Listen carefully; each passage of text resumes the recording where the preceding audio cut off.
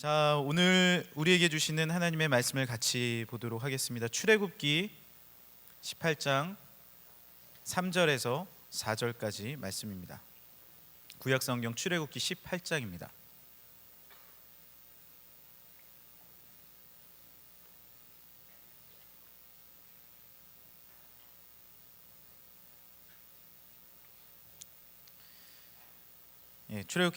구약성경 출애굽기 18장 우리 3절 4절 말씀을 우리 한 목소리로 함께 읽도록 하겠습니다. 시작.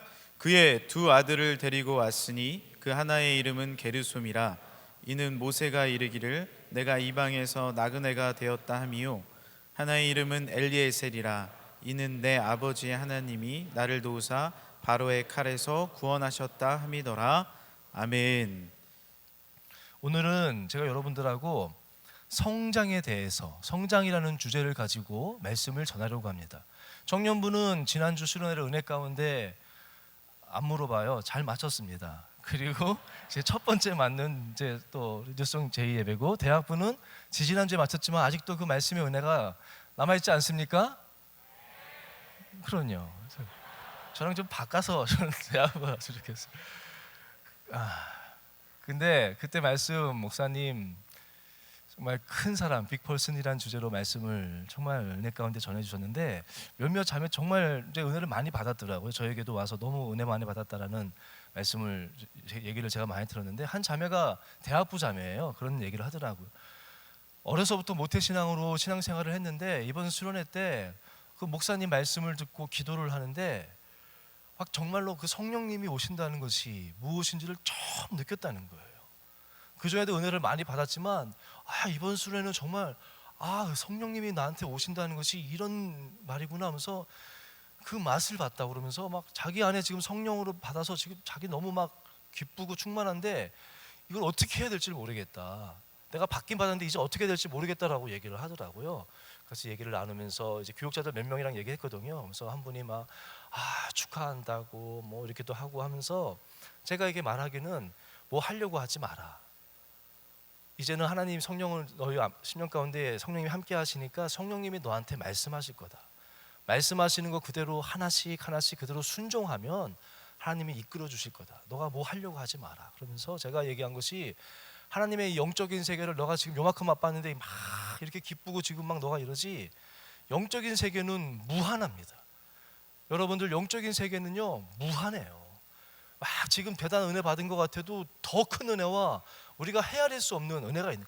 여러분 그 수평선 있지 않습니까? 수평선이 존재하는 것은 바다의 끝이 있음을 알려주는 것이 아니에요. 그렇지 않습니까? 수평선이 바다의 끝이 아니에요. 수평선이 있는 것은 우리가 볼 수 있는 시력의 한계가 있다는 것을 그저 알려줄 뿐이지, 하나님의 은혜의 그 바다는 끝이 없는 거예요. 더 은혜를 사모하시고 더 나아가는 저 여러분 되기를 주의 이름으로 부탁드립니다.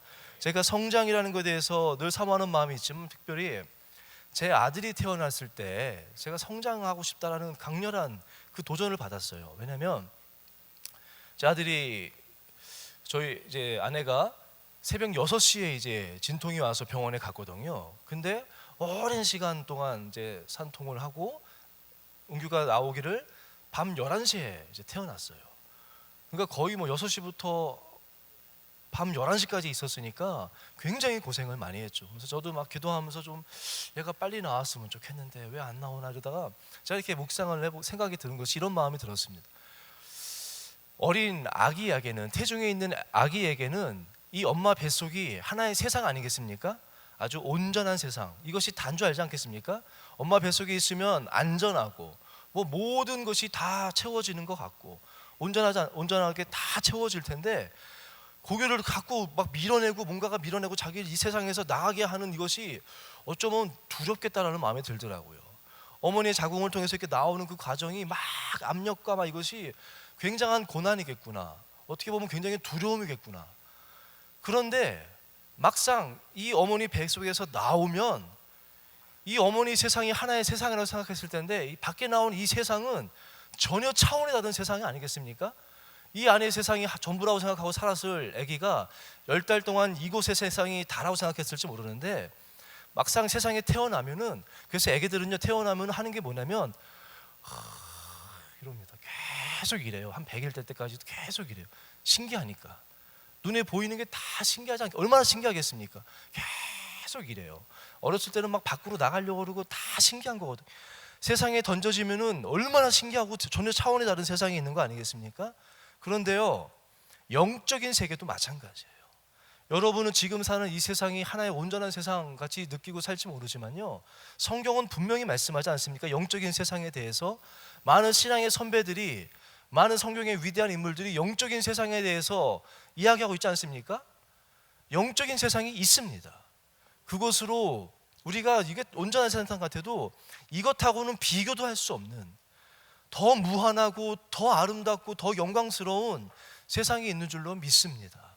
여러분들이 그 영적인 세상을 사모하시고 영적으로 성장하는, 그래서 담임 목사님 말씀하신 대로 이 세상 사람들이 가는 왕의 대로, 그 해안의 대로, 그것으로 살려고 하지 마시고 하나님이 말씀하시는 족장의 길로, 그것이 고난의 길이고 어려운 길이라도 주님 주신 말씀 붙잡고 족장의 길로 나아감으로 영적인 성장을 이루는 2018년도 또 여러분의 평생의 삶이 되기를 주의 이름으로 부탁드립니다. 오늘 본문 말씀은요, 출애굽기에 이제 애굽을 출애굽하고 나서의 이제 이야기입니다. 출애굽하고 나서 홍해를 건너서 이제 뭐 만나 메추라기 사건도 있고 마라의 쓴물도 경험하고 뭐 아말렉과의 전쟁도 이기고 이제 시내산에 가기 직전쯤에 있었던 일인데요. 그때쯤 됐을 때 이제 어느 정도 다 애굽으로 또 떨어져서 좀 시간 지났을 때 모세가 애굽으로 이스라엘 백성을 구원하려고 이제 들어갈 때, 말씀에 순종해서 들어갈 때 자기 아내와 자식들을 두고 가거든요. 근데 나중에 이제 그 소식을 나오고 나서 그 장인 이드로가 그 모세의 아내, 자기 딸이겠죠, 모세의 아내 십보라와 두 아들을 데리고 모세에게로 데리고 오는 장면이 오늘 말씀이에요. 전 여러분하고 오늘 이 장면의 이야기를 가지고 설명을 하려, 이 본문을 내용 가지고 여러분하고 말씀을 나누고자 하는 것은 아니고요. 오늘은 이 모세의 두 아들의 이름, 오늘 제목 기억나세요? 게르솜에서 엘리에셀로. 한번 따라해 볼까요? 게르솜. 게르솜이 모세의 첫째 아들의 이름이고요. 엘리에셀은 모세의 두 번째 아들의 이름이에요. 모세가 지었던 이 두 아들의 이름, 우리도 이름을 소중하게 짓는 것처럼 내 마음과 나의 모든 것을 담아서 이름을 짓는 것처럼 성경에 나오는 이름은 다 의미가 있고 그때의 상황과 주시는 메시지가 있거든요. 모세가 자기 아들에게 이름을 지었던 이 게르솜과 엘리에셀, 이 두 아들의 이름을 통해서 영적인 그 모세, 영적인 거목인 그 모세를, 하나님께서 이 모세라는 사람을 모세 되게끔 만드시는 그 모세가 성장하는 과정을 다 설명할 수는 없지만 그 핵심이 되는 내용을 좀 나누려고 합니다. 모세의 첫 번째 아들 이름은 게르솜이라고 모세가 졌습니다. 오늘 본문 말씀 제가 다시 한번 3절 말씀 제가 읽어보도록 하겠습니다. 그의 두 아들을 데리고 왔으니 그 하나의 이름은 게르솜이라.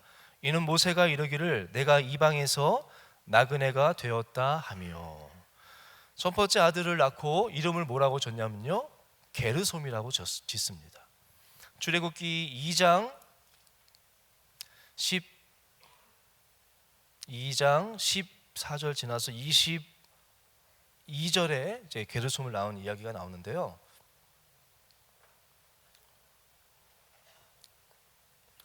게르솜이라는 이름의 뜻은, 게르솜은 정확한 뜻은 나그네입니다. 나그네.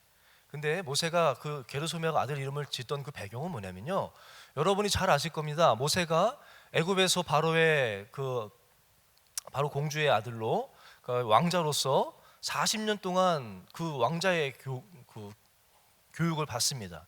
그리고 40세가 됐을 때 모세가 밖에 나가 봤는데 자기 이스라엘 백성들이, 히브리인들이 막 고생해서 일하는 것을 보게 되고 마음이 아파하는데, 근데 어떤 그 애굽 사람이 자기 히브리 동족 한 명을 때려가지고 막 심히 때리는 걸 보고 있는 거예요. 그걸 보고는 마음이 막 확 분노가 치올라가지고는 그 애굽 사람을 모세가 죽여버립니다. 그리고 땅에다가 숨기고는 돌아가게 되고요. 그리고 그 며칠 좀 지나서 다시 나가봤는데 이번에는 히브리 동족 자기 동포끼리 싸우는 거예요. 그러니까 모세가 그걸 보니까 안타까운 거예요. 왜 우리 동포끼리 싸우냐 그러면서 거기 간섭해가지고 왜 우리끼리 싸우냐라고 얘기를 하는데 2장 14절 말씀 한번 찾아보실까요? 오늘 말씀을 몇 군데 찾으려고 하는데요, 출애굽기 2장 14절 말씀입니다.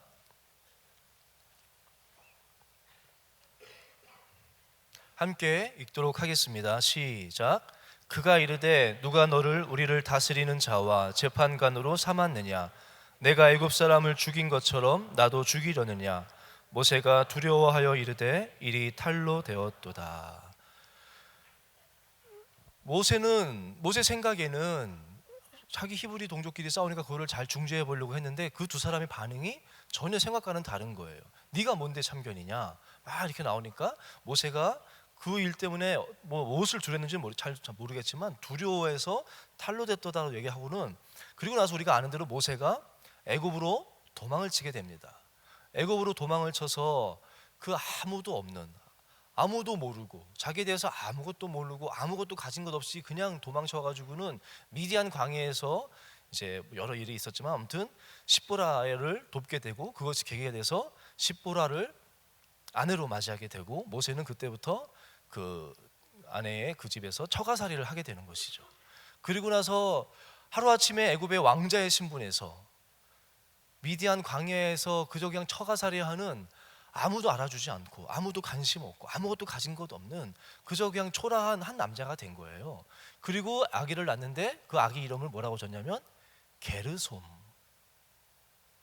내가 이방에서 객이 되었다라는 뜻입니다.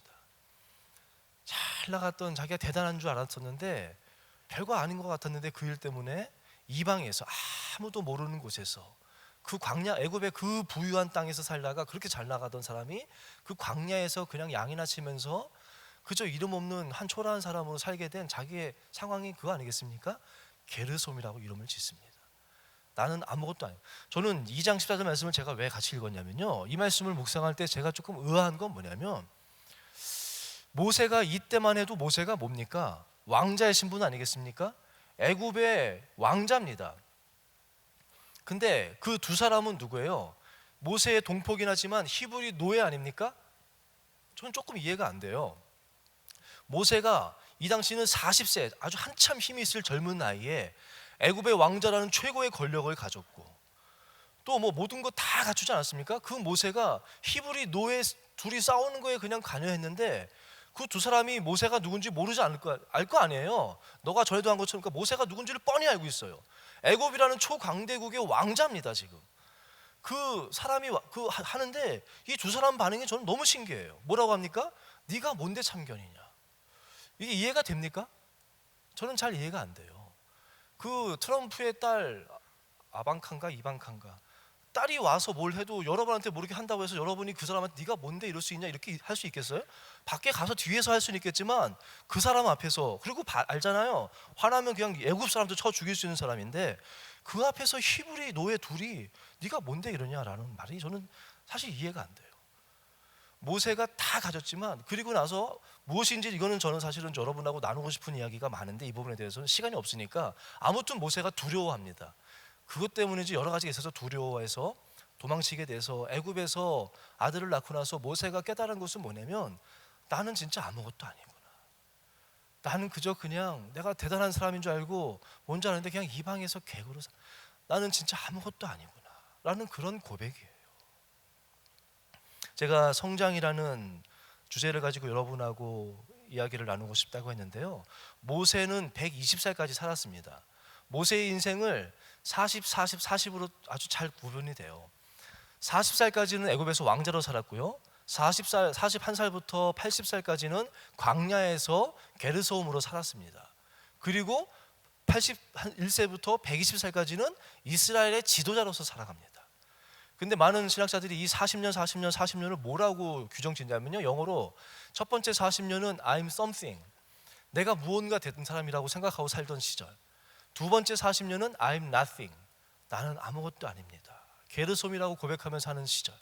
그 다음 40년은 I'm yours, 나는 주님의 것입니다 라고 고백하면서 주의 일을 주님께 쓰임받는 하나님의 종으로서, 하나님의 사람으로서 살았던 시절이라고 얘기하거든요. 영적인 성장에 대해서 제가 이야기를 나누고 싶다고 했는데요, 영적인 성장, 모세가 처음 4살까지는 사람의 눈으로 봤을 때는 굉장히 성장을 잘했겠죠. 정말 아주 고속도로를 달렸겠죠. 모든 것을 잘 배웠고 모든 걸 갖췄고 육체적으로나 정신적으로나 모든 것에서 사람의 눈으로는 그때가 제일 성장한 것 같지만, 진짜 모세가 성장한 나이는 41세부터. 영적인 성장은 나는 게르솜입니다 라고 고백할 때부터 영적인 성장은 이루어지는 거예요.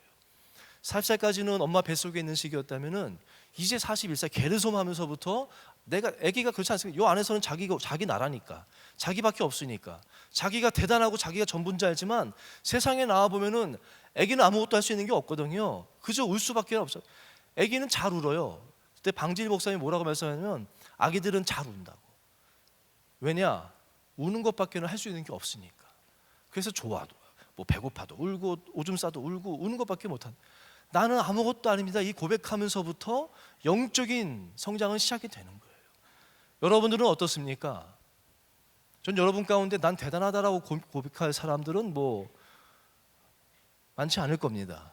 뭐 그렇게 대단하다고 생각할 사람들은 많지 않을지 모르지만, 그래도 여러분이 나는 아무것도 아닙니다, 하나님 앞에 나는 정말 죽을 수밖에 없는 자구나, 나는 정말 먼지만도 못한 인생이구나, 그런 고백을 여러분은 하고 계십니까?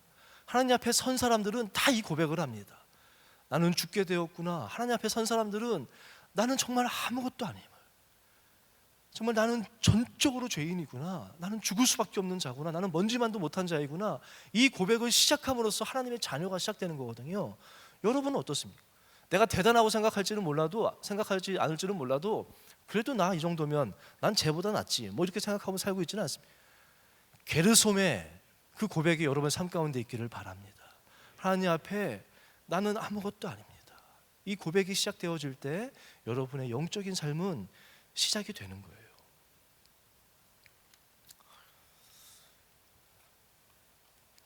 우리의 진정한 힘이 무엇인지를 잘 보여주는 이야기가요, 사사기에 나옵니다. 성경에 나오는 모든 인물 가운데 가장 힘이 강했던 사람이 누굽니까? 힘이 셌던 사람. 대학부는 대답을 원래 잘하는데 몰라서 대답 안 하는 거예요. 청년부는 아는데 대답을 안 하는 거고 귀찮아.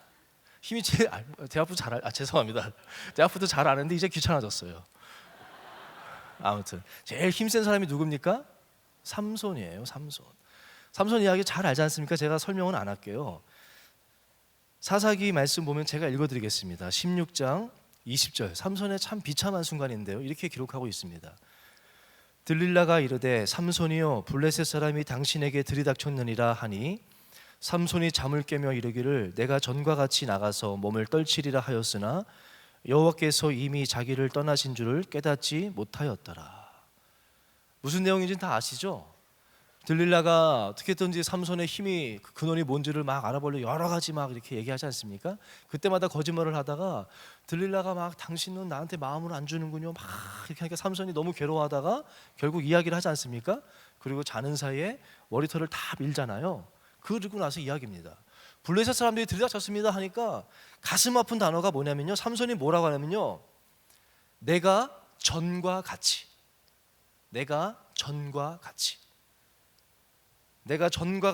나가서 몸을 떨치리라 얘기하면서 전하고 똑같아요. 뭐 방법이 달라진 것도 아니고 전하고 똑같이 으라차 했는데, 전에는 그 줄들이 다 끊어졌거든요. 다 끊어지고 뭐 뭐든지 힘쓰면 다 됐는데 안 되는 거예요. 내가 전과 같이 내가 했던 그대로 똑같이 했는데 갑자기 안 되는 거예요. 왜 안 됩니까? 머리털이 잘려서요? 물론 뭐 표면적으로는 머리털이 잘려져 가지고 그런 거지만, 성경은 뭐라고 이야기하면 떨치리라 하였으나 머리털이 잘려서 힘을 쓸 수 없었더라 이렇게 나오지 않아요. 뭐라고 나옵니까? 여호와께서 이미 자기를 떠나신 줄을 깨닫지 못했더라. 왜 똑같이 했는데 안 됩니까? 지금까지 다 됐었는데, 지금까지 그대로 그 힘으로 살았다고 생각했는데 왜 안 됩니까? 하나님이 떠나신 거예요. 하나님이 떠나신 거예요. 그 말은 뭡니까? 전에 자기가 이렇게 하면 되는 줄 알았는데 그게 아니었어요. 하나님이 함께 하시기 때문에 그렇게 할 수 있었던 능력이 나타났던 거라는 거예요. 대단해 보일지 모르지만 여러분이 지금 뭐 삶의 자리에서 어떤 거를 이루었고 또 어떤 일들을 하고 있을지 모르지만 내가 한 건 줄로 생각할지 모르지만 아니라는 거예요. 하나님이 함께 하셔서 했다는 거예요. 모세도 마찬가지거든요. 자기가 대단한 줄 알았어요. 40년 동안 시키면 시킨 대로 되고 뭐 자기 다 갖췄잖아요. 그 애굽 왕의 능력을 바라보면서 자기도 이제 곧 될 수도 있다. 막 다 갖췄잖아요. 지식이면 지식, 힘이면 힘, 모든 걸 갖췄잖아요. 대단한 줄 알았는데 한순간에 자기가 아무것도 아닌 걸 깨달은 거예요. 우리는 다 마찬가지입니다.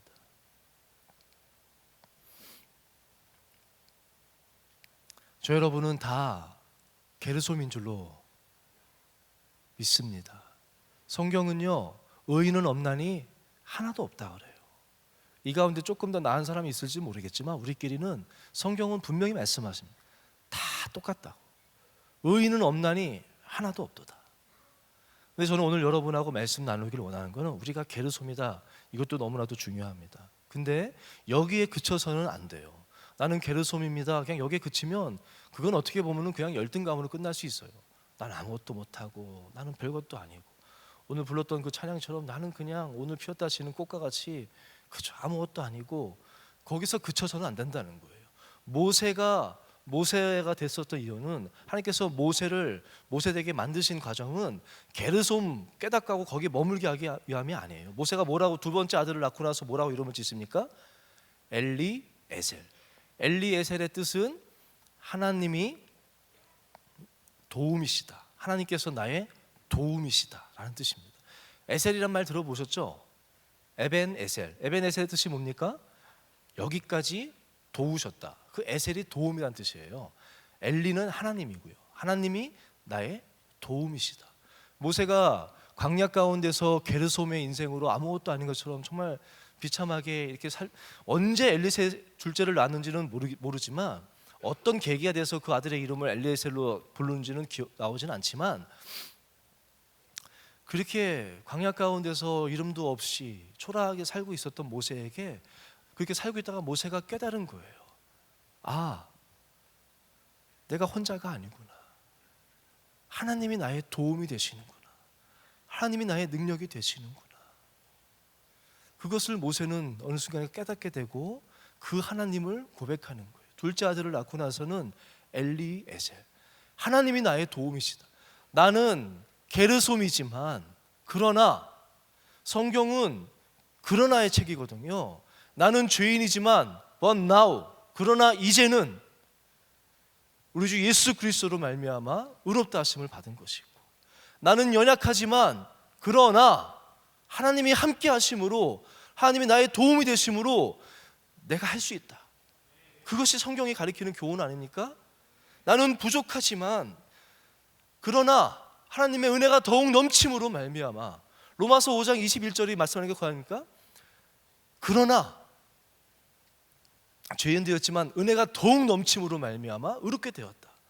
나는 죄인이고 나는 부족하고 나는 연약하고 나는 혼자고 초라하지만 그러나 하나님께서 나의 엘리에셀이 되심으로 말미암아 은혜가 더욱 넘침으로 말미암아 나는 의롭다 하심을 입었고 나는 할 수 있는 줄로 믿습니다. 모세가 모세 될 수 있었던 이유는 이 엘리에셀의 고백이라는 거예요. 게르솜에 머물지 마십시오. 오늘 부른 찬양이 너무 좋지 않습니까? 그러나 주는 나를 붙잡아 주시고 나를 귀하다 말씀해 주시면서 사용하시는 하나님, 그 하나님이 우리의 하나님이신 줄로 믿습니다.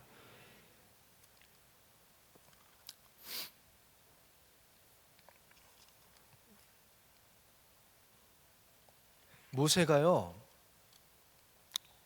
한번 비교되는 말씀이 있습니다. 11장 3절 2장 14절하고 너무나도 대조가 되는 말씀이 있어요. 출애굽기 11장 3절 말씀.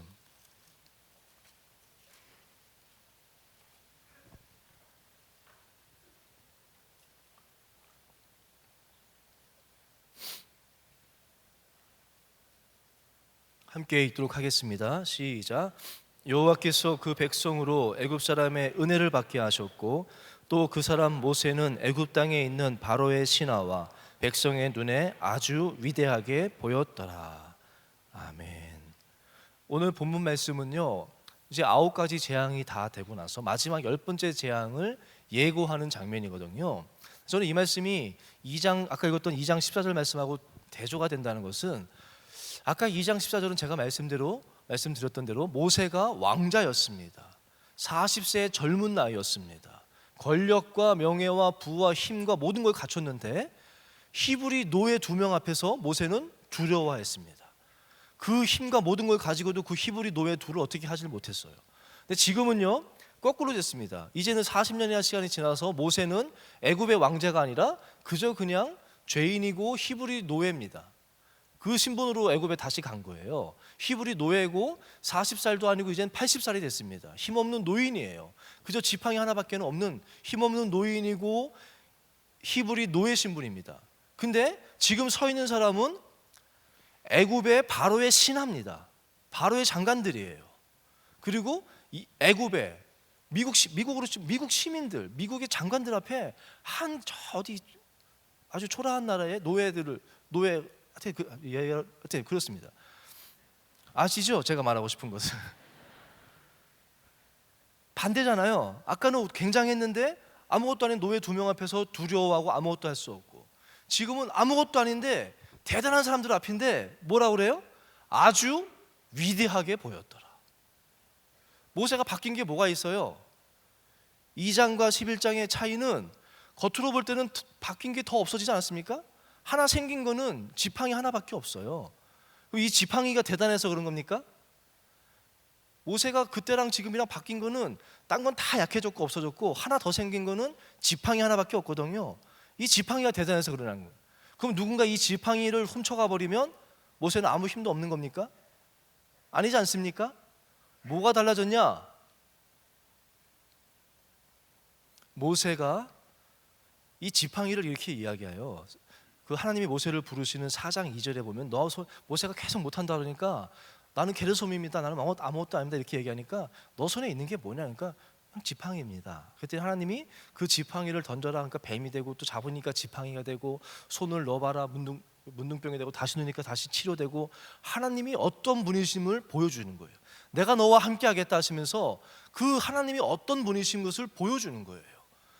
그걸 경험하고 나니까 모세가 이제는 그 하나님을 경험함으로 통해서 그 하나님을 알므로써 아무것도 아닌 작은 경험이지만 아까 말씀했던 그 수련의 자매가 아무것도 아닌 하나 조그만 경험일지 모르지만 그 경험 붙잡고 그 하나님 붙잡고 하나님 말씀을 붙잡고 그 지팡이를 붙잡으니까 4장 20절은 뭐라고 나오면은 모세가 하나님의 지팡이를 붙잡았더라. 똑같은 지팡이인데 그냥 잡을 때는 그냥 지팡이인데 하나님을 경험하고 하나님을 알아가면서 믿음을 가지고 말씀을 가지고 지팡이를 붙잡았더니 그 지팡이가 하나님의 지팡이가 됐다는 거예요. 지팡이가 뭐 변했다는 것이 아니라 모세 안에 믿음이 생겼다는 거지.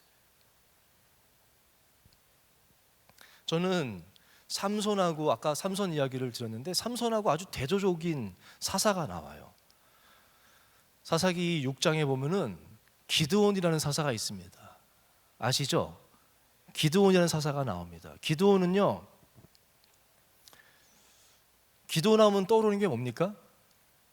기드온과 300용사. 네. 땡. 뭐가 땡이냐면요, 기드온은 어떤 사람이냐? 먼저 기드온은 어떤 사람이냐면요, 기드온은 처음에는 그냥 평범한 농부예요. 제가 대학부 와가지고요, 우리 청년부는 기억할지 모르겠는데 청년부 가운데 기억하시는 분 혹시 계실지 모르겠어요. 제가 대학부 와가지고 첫 번째 설교했던 사람이 누군지 아세요? 기드온 설교를 했어요. 첫 설교가 기드온이었어요. 설교 제목이 뭔지 아세요? 큰 용사여 여호와께서 너와 함께 하시니라. 이게 첫 설교였어요. 여러분 기억 못 하시죠? 우리 대학부에 백재영 목사님이라고 있어요. 제가 갑자기 어느 날 저는 목사님 첫 설교를 기억하고 있습니다. 뭔데? 그랬더니 기도원 이야기를 했다면서 그 얘기를 딱 하는 거야. 목사 아무나 하는 게 아니에요. 훌륭한 분이에요. 그 첫 설교를 다 기억하고 있잖아요. 제가 그때 설교했던 내용이 뭐냐면 기도는 그저 그냥 두려워서 쫙 초라하게 그 포도주 틀에서 곡식 털던 초라한 그냥 평범한 농부인데 하나님께서 그 천사가 와가지고 첫 마디가 큰 용사여 라고 부르는 거예요. 어디가 큰 용사냐? 아무것도 아닌데 뒷말이 중요한 거거든요. 여호와께서 너와 함께 하시니라.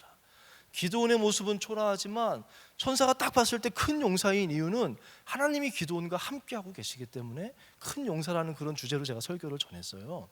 근데 오늘 말씀 전하고자 하는 거는 그 기드온이 여러분 생각나는 것이 기드온과 300용사라고 하지 않았습니까? 제가 땡이라고 한 이유는 기드온과 300명은 맞지만 용사라는 말은 어디에도 없어요. 성경 어디 300용사라는 말이 어디 나옵니까? 그냥 300명 데리고 싸웠다고 나오죠. 제가 전하고 싶은 이야기는 뭐냐면 삼손하고 기드온이 정반대되는 게 기드온은 사실 대단한 장군도 아니고 별다른 사람도 아니거든요. 근데 하나님이 기드온에게 큰 용사하면서 너보고 이제 미디안 가서 가서 싸워라 했을 때 기드온이 모세처럼 또 두려워합니다. 제가 뭔데 갑니까? 기드온도 똑같이 고백하는 거 나는 게르솜이라고. 제가 속한 지파는 이스라엘 지파 중에 제일 작은 므낫세 지파입니다. 거기다가 저는요 그 집안 우리 집안 가운데서도 제일 작은 자입니다. 저는 게르솜입니다 라고 고백하는 거예요. 하나님이 그렇게 아니라고 그러면서 내가 너와 함께 한다고 얘기하고 하는 내가 너의 도움이 된다고 하니까 이제 기드온이 용기를 내가지고 하는 것이 그러면은 증표를 보여달라면서 양털 뭉치 가지고 하는 거 아시죠? 두 번의 테스트를 한 번은 딴 데는 다 마르고 이것만 젖게 해달라고 또 한 번은 이것만 마르고 딴 데는 젖게 해달라고 이 두 번의 걸 통해서 하나님이 어떠한 분이심을 기드온도 경험하게 되는 거예요. 하나님은 모든 것을 주관하시는 온 세계에 온 땅의 주인이시고 주관자이시구나 그 경험을 조금이나마 하고 나니까 담대하게 나아가는 거예요. 전쟁에 나아가는데 미디안은 수십만인데 기드온이 데리고 나가는 군인은 몇 명이냐면요 3만 2천 명의 군인을 데리고 나아갑니다. 그 3만 2천 명이면 뭐 비교는 안 되지만 그래도 싸울만 하다고 나가는데요 성경에서 하나님이 이렇게 말씀하십니다. 너무 많다.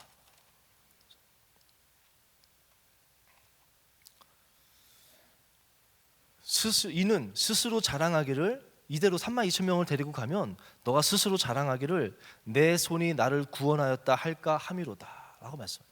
3만 2천 명 데리고 가면 너무 많다 이러면서 너 이렇게 데려가서 전쟁에서 승리하면 내 손이 나를 구원하였다 할까 한다고. 그래서 하나님이 지금 3만 2천 명 가운데 두려움이 있는 사람은 돌아가게 하라. 그래서 기드온이 그 말에 순종해서 두려워하는 사람은 지금 두려운 사람들은 돌아가십시오 했더니 몇 명이 돌아가냐면 2만 2천 명이 돌아갑니다. 몇 명 남았습니까? 10,000명이 남았죠. 기드온이 10,000명 데리고 나가려고 하는데 하나님이 또 막으세요. 너무 많다. 10,000명 데리고 싸워도 너가 했다고 할 것이다. 그러면서 또 줄이라고 하십니다. 그래서 내가 물가에 가서 물을 마시게 하는데 내가 데리고 가라 한 사람만 데리고 가라라고 말씀하십니다. 그래서 물을 마시는데요. 한 부류는 고개를 이제 물에다가 입을 대고요. 입으로 막 마셨어요. 이해되시죠? 그렇게 입을 대고 막 마셨고 한 부류는 손으로 물을 떠가지고 성경 말씀 보면 개같이 핥아 먹었다고 나옵니다. 누구를 하나님이 나오라고 했을 것 같습니까? 1번, 2번, 2번. 왜냐? 이유는요. 여러 주석을 보니까 여러 설명이 있는데 저는 그건 중요하지 않은 것 같아요. 뭐가 중요하냐면 만약에 제 생각에는 300명이 남은 거거든요. 300명이 입을 대고 마셨으면 하나님이 그 입 대고 마신 사람 데리고 가라고 하셨을 것 같아요. 무슨 의미인지 아시겠습니까? 목적이 뭐겠습니까? 하나님이 만약에 그 300명이 막 그 주석을 보면요 그렇게 나와요. 막 뭐 이 사람들은 프로다. 뭐 전쟁터의 주의를 살펴야 되는데 뭐 이거는 뭐 안 된다 그리고 뭐 막 여러 가지 설명이 나오는데 만약에 정말로 우리가 영화 300이라는 영화 있지 않습니까? 그 영화처럼 그 기드온의 300용사가 그 300이라는 그 있잖아요. 그거 아시죠? 그 제가 그런 거 흉내를 못 내요. 하여튼 그 300명 막 복군 막 이렇고 개인적으로 저는 복군이 9개가 있습니다. 왕자가 3개가 뚜렷하게 있어요. 그 이식 수술을 받아가지고요. 아주 선명하게 이렇게 왕자가 9개가 쫙 있거든요. 하여튼 300용사처럼 와 그런 사람이 300명 남아서 미디안 구인을 그 영화처럼 300명이 막았다면은 누가 영광을 받겠습니까? 그 300명이 대단하다고 영광받는 거 아니겠습니까? 하나님이 처음에 그게 뭐예요? 목적 자체가 그렇게 하면 스스로 자랑하기를 는다. 하나님은 그것이 목적이 그게 아니거든요. 원로 목사님이 제가 전에 설교하시는 말씀을 듣고 이거 참 은혜 받은 것이, 목사님은 뭐라 하셨냐면 그 계집애 같이 그 이렇게 물 핥아 먹은 그 300명 아무것도 아닌 사람 데리고 싸우라고 하신 거라고. 원로 목사님이 그렇게 말씀하시더라고요. 그 300명을 데리고 싸우라고 하신 거예요. 그리고 그 300명을 가지고 미디안의 수십만 명을 승리하게 되는 거예요. 누가 하는 겁니까? 하나님이 하신다는 거예요. 내 힘이 아니라는 거예요. 나는 게르솜이지만 하나님이 나의 도움이 되십니다. 엘리에셀의 하나님을 경험하면서 그 하나님을 붙잡고 그 경험을 붙잡고 나아갈 때 하나님이 하나님의 일을 이루시는 줄로 믿습니다. 하나님이 하시는 거예요. 저는 2년 전에 교구를 맡아가지고 교구를 2년 정도 하다 왔거든요. 근데 이제 그때만 해도 제가 수술한 지 얼마 안 돼가지고 사실은 체력이 안 됐어요. 체력이 안 돼서 이제 병원에서도 1년 동안 무리하지 말라 그랬고, 교구장을 하게 되면 지금 이때쯤부터 막 대신방이라고 엄청 피곤하지게 이제 뭐 막 한 600가정 정도를 신방을 막 다녀야 되거든요. 그러니까 정말로 피곤한 기간이 바로 연초에 있어서 저한테 연락이 왔어요. 그 행정 목사님이 연락을 하셔서 이제 수술도 하셨으니까 이제 교구장 하실 수 있겠죠? 이러길래 제가 1초의 주저함도 없이 못합니다 라고 대답을 했어요. 그랬더니 그 목사님도 그쵸, 아직은 무리시죠? 그러면서 그냥 끊었어요. 근데 갑자기 연락이 왔는데 원로 목사님이 교구장으로 임명하셨다는 거예요. 내가 말하지 않았냐? 못한다고 얘기하지 않았냐? 했더니 그렇게 말씀드렸는데도 원로 목사님이 할 수 있다, 다 할 수 있다 이러셨다는 거예요. 그러니까 본인이 직접 가서 원로 목사님께 못한다고 얘기를 하라는 거예요. 제가 어떻게 합니까? 지금 할 수 있다니까 그런가 보다 하는데, 그 행정 목사님이 저한테 이렇게 한 말씀을 하셨어요. 너무 걱정하지 말라고, 제가 어떻게 좀 잘 배려해서 제일 작은 교구, 교회 근처, 제 교회 제일 가까운 제일 작은 교구로 이렇게 배정받게끔 좀 이렇게 잘 해보겠다고 그러더라고요. 제가 저번에 김할 목사님 이야기하면서 사람 믿지 말라 그랬잖아요. 이 목사님은 제 후배거든요, 대학부 후배. 근데 제가 그래, 너만 믿는다, 너밖에 없다 제가 이랬거든요. 근데 교구 배정이 됐는데요, 22교구라고요. 여러분들은 잘 모를 거예요. 근데 이제 권사님들한테 이 얘기를 하면 다 막 이래요. 교회 가까운 교구로 한다더니 안양, 안산, 군포, 뭐 원거리 교구, 제일 작은 교구 준다더니 이제 거기 원거리도 있으니까 고덕 2단지 아파트. 근데 이 아파트도 원래 있으면 좀 편한데 재건축했잖아요. 서울 전 지역으로 흩어졌어요. 거기다가 교구에다가 하남 미사를 붙여줬어요. 하남 미사 아시죠? 어마어마한 게, 처음에 붙일 때는 작았을 때 계속 들어오는 거예요. 계속 이사 신방하고 대신방하고 죽는 줄 알았어요. 근데 제가 이거를 그 교구 됐다는 말을 토요일 날 듣고요, 한 저를 아끼시는 선배 목사님께서 너 22교구 맡으면 죽는다, 너 안 된다 그러면서 빨리 어떻게 좀 손을 써서 교구를 바꿔달라고 이야기를 해라. 지금 뭐 바꿔야지 내일 발표하면 못 바꾼다 이러시는 거예요. 살짝 저도 이제 걱정이 되고 바꿀까라는 마음이 들었는데, 제 마음 가운데가 아니라 그날 아침에 묵상한 말씀이 사사기 7장 말씀을 묵상했어요. 제가 말씀드렸던 그거. 그래서 제 마음 가운데 드는 것이, 작은 교구, 너 작은 교구 맡으면 네가 했다고 할 거다. 교회 가까운 교구, 너 교회 가까운 교구 맡으면 네가 했다고 자랑할 거다. 네가 하는 거 아니다, 내가 한다. 그런 마음이 들더라고요. 그래서 제가 아멘 하고 그냥 했어요. 뭐 잘하는지는 모르겠지만 2년 동안 맡아서 2년 동안 그래도 나름 잘 끝까지 잘 감당하고 왔어요. 제가 경험한 게 그거예요. 나는 약하고 막 다 못한다면 몸도 약하고 아무것도 아니고 경험도 없고 하지만 하나님이 하시는 거 아니겠습니까? 하나님이 나의 도움이 되시면 엘리에셀 하나님을 고백하면서 그 하나님 붙잡고 나아가면 하나님께서 하나님의 일을 이루시는 줄로 믿습니다. I'm nothing에서 I'm yours로, 전 우리 청년대학부가 게르솜을 고백하는 청년대학부가 되기를 바라고요. 게르솜에만 머무면 안 됩니다. 게르솜에서 엘리에셀로 나아가는 저 여러분 되기를 바랍니다. 그렇게 했을 때 하나님께서 우리를 사용하실 거예요.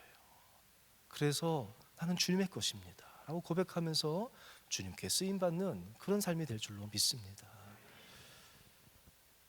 성장이 무엇입니까? 제가 말씀 준비하면서 성장이 무엇일까? 모세가 그 애굽의 그냥 히브리인으로서다가 애굽에서 40년 성장한 것이 성장입니까? 거기 40년 동안 애굽에서 왕자로 크다가 광야로 떨어진 것은 그러면은 성장이 아니라 퇴보입니까? 거기서 다시 애굽으로 이스라엘 지도자로 되면 그것이 성장입니까? 그게 성장이 아니에요. 제가 이제 교육자들 사이에서는 왜 이유는 정확히 모르겠지만 청년대학부에 있거나 다른 기관에 있다가 교구장이 되면은 축하합니다 이래요. 이유는 뭘 모르겠어요. 근데 제가 있어 보니까 좋긴 좋아요. 근데 제가 청년부에 있다가 교구장으로 갔지 않습니까? 그럼 이제 성장했다가 다시 청년부로 오니까 전 망한 겁니까? 이게 성장이에요? 제가 난 망한 건가? 성장 못한 건가? 이렇게 생각하다가 또 생각해 보니까 제가 이렇게 많은 청년들 앞에서 설교한 적은 처음이에요.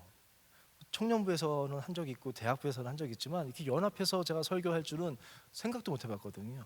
그럼 이건 성장한 건가? 이거 성장한 겁니까? 사람 많은 데서 설교하면 성장한 겁니까? 그게 성장한 그것이 중요한 게 아니에요. 성장은 무엇이냐? 제가 정하기는 제가 이제 뭐라고 하나? 정의를 내리기는 성장이란 하나님이 누구이신가를 알아가는 것. 나의 하나님이 어떠한 분이심을 알아가는 것이 성장인 줄로 믿습니다. 모세에게도요, 하나님이 모세를 부르실 때 출애굽기 6장 말씀 보면은 나는 여호와니라 이 말씀이 한 번, 두 번, 세 번, 네 번, 다섯, 6번이 나와요. 계속하면서 내가 여호와인 줄 너희로 알게 하겠다. 왜 저를 부르셨습니까? 나는 여호와니라 내가 여호와인 줄 너희로 알게 하겠다. 계속 나오는 거예요. 모세를 부르셔서 모세를 그 성장시키는 과정이거든요. 그 과정의 핵심이 뭐냐? 하나님께서 나의 여호와 되심을 알아가는 것이 성장이에요. 청년부는 다 잊어버렸겠지만 도움이 조금 더 이해가 될지 모르겠어요. 제가 한번 여호와는 나의 목자시니 그러면서 제가 여호와라 뜻이 무엇인지 설명해 드리지 않았습니까? 여호와니라. 성장이라는 것은 하나님이 나의 여호와 되심을 알아가는 것, 경험해 가는 것이 성장인 줄로 믿습니다.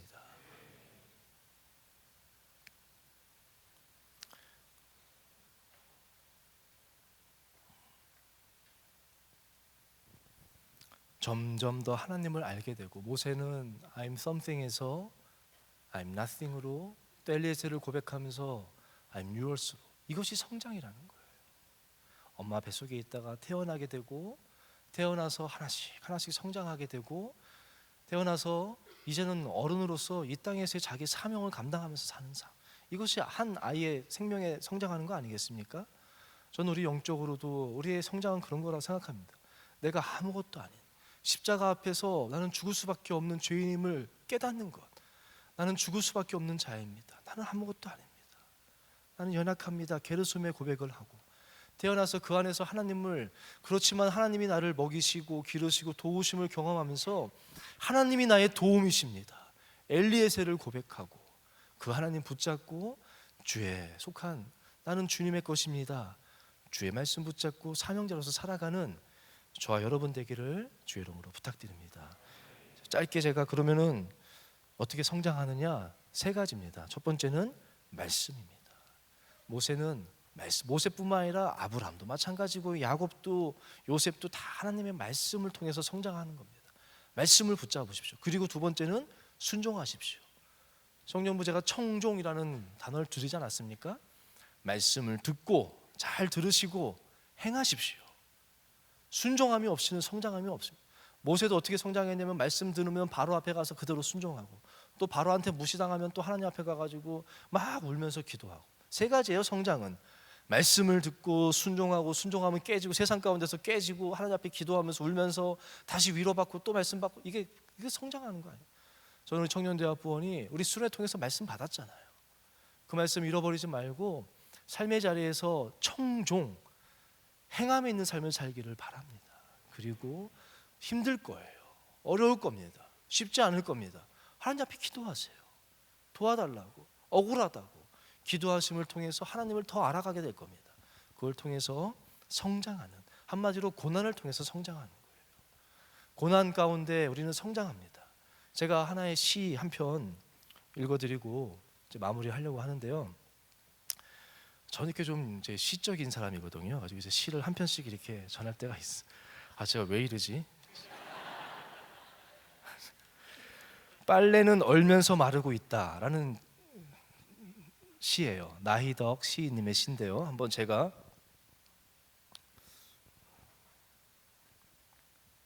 낭송해드리겠습니다. 이를테면 고드름 달고 빳빳하게 벌 쏘고 있는 겨울 빨래라든가, 달 무리진 밤하늘의 희미한 별들, 그것이 어느 세월에 마를 것이냐고, 또 언제나 반짝일 수 있는 것이냐고 묻는다면 나는 대답하겠습니다. 빨래는 얼면서 마르고 있다고.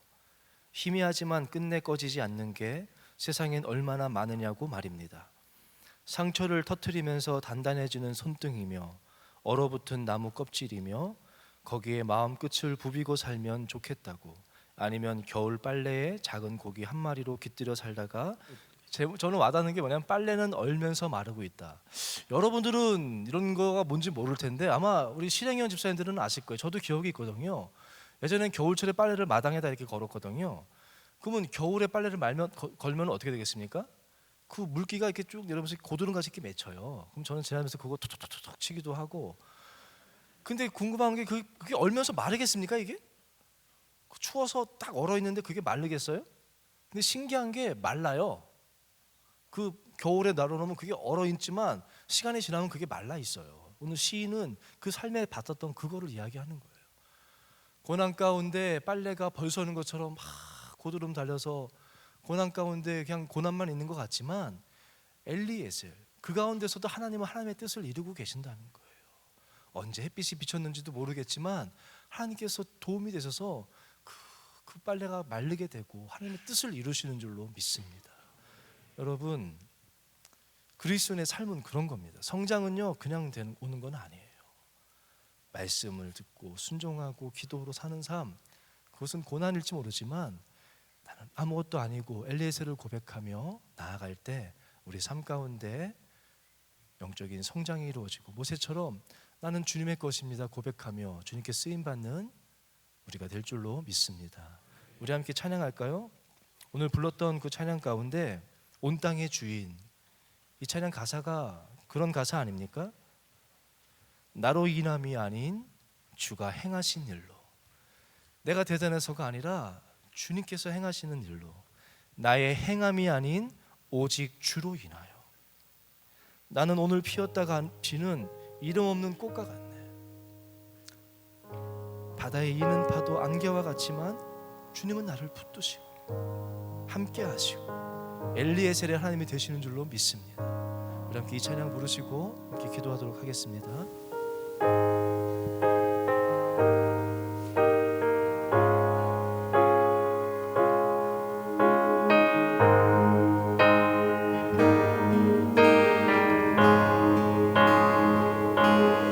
온 땅의 주인 되신 주님이 내 이름 아시며 사랑만 돌보네.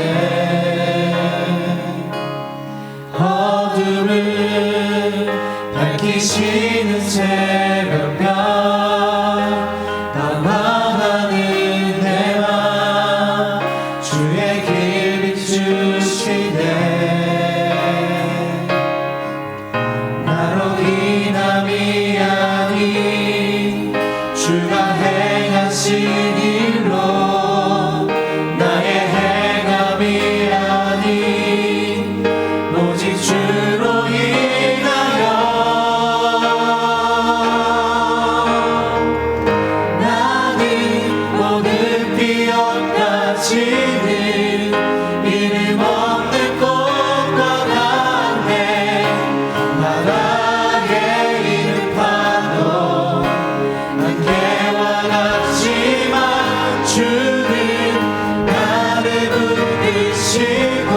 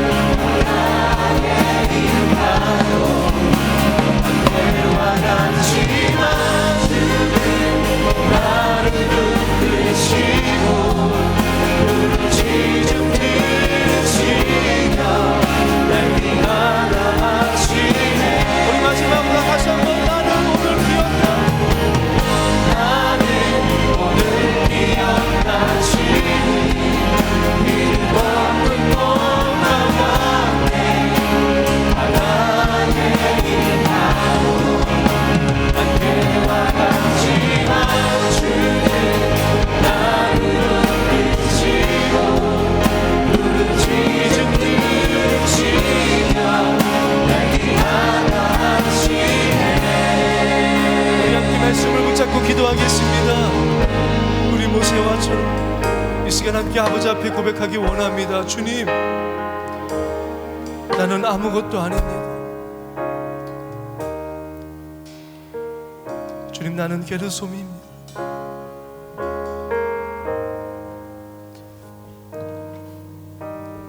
내가 무엇인 줄 알고 하나님을 바라보지 아니하고 그저 내가 가진 것 바라보고 내 생각, 내 가진 것으로 살려고 했던 나를 주여 불쌍히 여겨 주옵소서. 주님, 나는 아무것도 아닙니다. 주님, 나를 긍휼히 여겨 주시옵소서. 주님, 나와 함께하여 주시옵소서. 나의 주님, 나의 엘리에셀의 하나님이 되어 주시옵소서. 주여, 나를 불쌍히 여겨 주시옵소서. 주님만이 나의 도움이십니다. 주님만이 나의 능력이십니다. 주님만이 나의 구원이십니다. 주여, 내게 은혜를 주시옵소서. 주여, 내게 은혜를 주시옵소서. 우리 주여 세 번 우리 함께 기도하며 나아가겠습니다. 주여, 주여, 주여.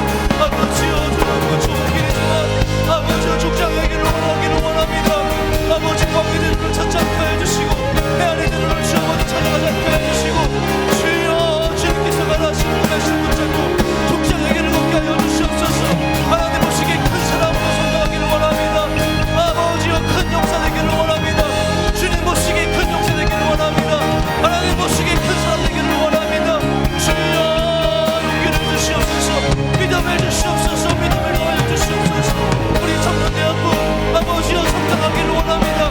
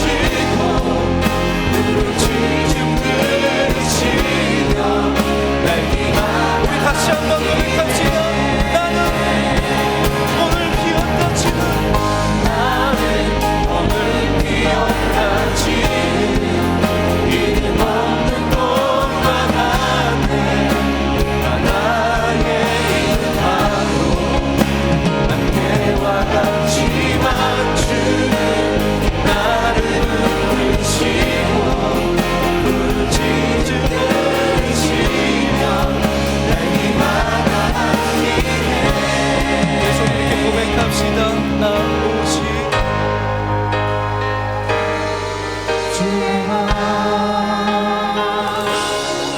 나오직 주의 것 나오직 주의 것 나오직 주의